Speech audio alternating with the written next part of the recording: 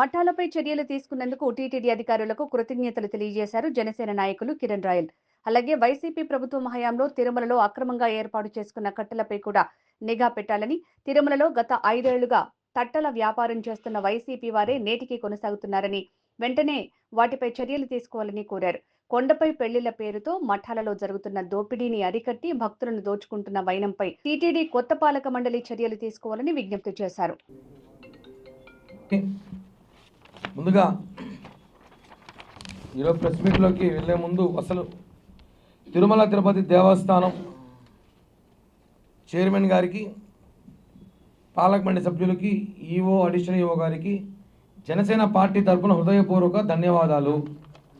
ఎందుకంటే మనం చూసుంటాం, జనసేన పార్టీ ఏ ఇష్యూ తీసుకున్నా ఆ ఇష్యూ వెంటనే ఈ మధ్యకాలంలో ఫటాఫట్ అని అన్ని పరిష్కారాలు అవుతున్నాయి. స్వరూపానంద స్వామి మఠం మీద ఒక పోరాటం చేశాం, మఠం కైవసం చేసుకున్న టీటీడీ. నిన్నటి దినం ఒక కమిటీ వేశారు టీటీడీ.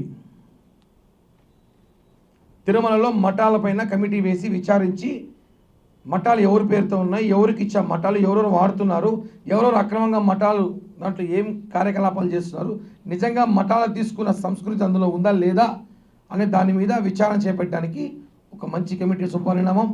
తిరుమల ప్రక్షాళన మొదలైంది.